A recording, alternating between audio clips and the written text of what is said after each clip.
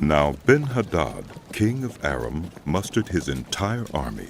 Accompanied by 32 kings with their horses and chariots, he went up and besieged Samaria and attacked it. He sent messengers into the city to Ahab, king of Israel, saying, "This is what Ben-Hadad says. Your silver and gold are mine, and the best of your wives and children are mine." The king of Israel answered, "Just as you say, my lord the king. I and all I have are yours." The messengers came again and said, "This is what Ben-Hadad says.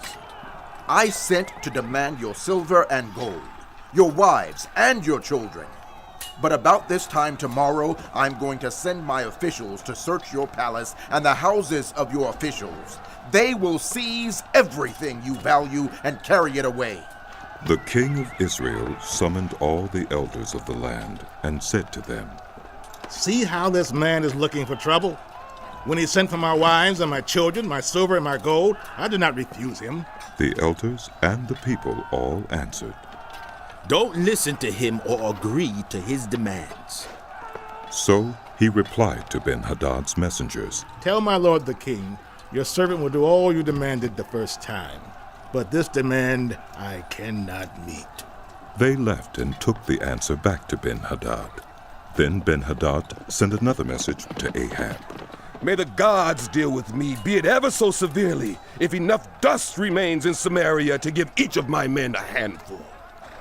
The king of Israel answered, "Tell him, one who puts on his armor should not boast like one who takes it off."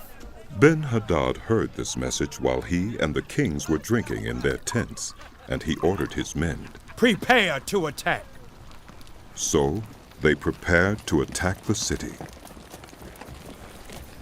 Meanwhile, a prophet came to Ahab, king of Israel, and announced, "This is what the Lord says. Do you see this vast army?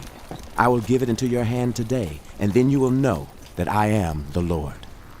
"But who will do this?" asked Ahab. The prophet replied, "This is what the Lord says. The junior officers under the provincial commanders will do it." "And who will start the battle?" he asked. The prophet answered, "You will." So Ahab summoned the 232 junior officers under the provincial commanders. Then he assembled the rest of the Israelites, 7,000 in all. They set out at noon, while Ben-Hadad and the 32 kings allied with him were in their tents getting drunk. The junior officers under the provincial commanders went out first. Now Ben-Hadad had dispatched scouts who reported, "Men are advancing from Samaria." He said, "If they've come out for peace, take them alive. If they've come out for war, take them alive." The junior officers under the provincial commanders marched out of the city with the army behind them, and each one struck down his opponent. At that, the Arameans fled with the Israelites in pursuit. But Ben-Hadad, king of Aram, escaped on horseback with some of his horsemen. The king of Israel advanced and overpowered the horses and chariots and inflicted heavy losses on the Arameans.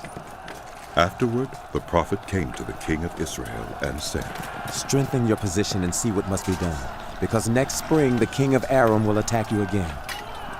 Meanwhile, the officials of the king of Aram advised him, "Their gods are gods of the hills. That is why they were too strong for us.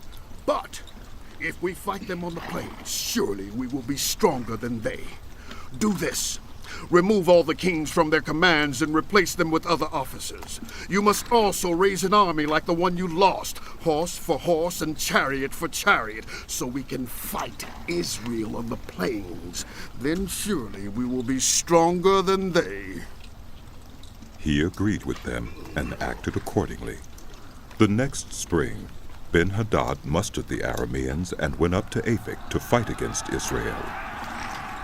When the Israelites were also mustered and given provisions, they marched out to meet them.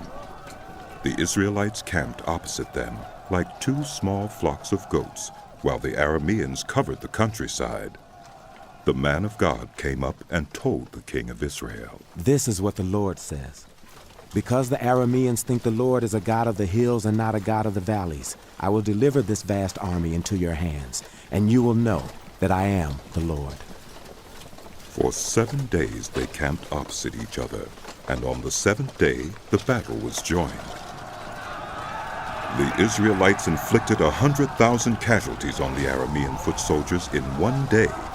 The rest of them escaped to the city of Aphek, where the wall collapsed on 27,000 of them, and Ben-Hadad fled to the city and hid in an inner room.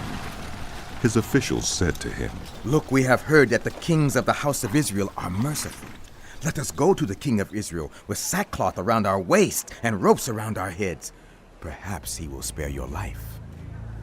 Wearing sackcloth around their waists and ropes around their heads, they went to the king of Israel and said, "Your servant Ben-Hadad says, 'Please, let me live.'" The king answered, Is he still alive? He is an old ally. The men took this as a good sign and were quick to pick up his word.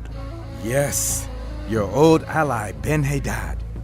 They said, Go and get him. the king said. When Ben-Hadad came out, Ahab had him come up into his chariot. I will return the cities my father took from your father. Ben-Hadad offered. You may set up your own market areas in Damascus, as my father did in Samaria. Ahab said, On the basis of a treaty, I will set you free. So he made a treaty with him and let him go. By the word of the Lord, one of the company of the prophets said to his companion, Strike me with your weapon. but he refused. So the prophet said, Because you have not obeyed the Lord, as soon as you leave me, a lion will kill you. and after the man went away, a lion found him and killed him.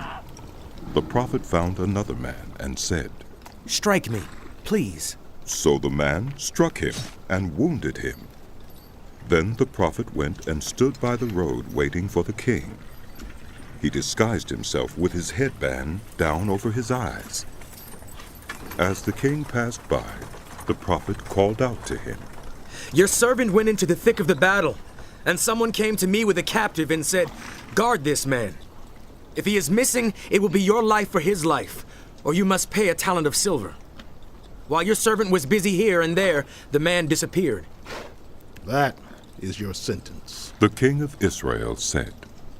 You have pronounced it yourself.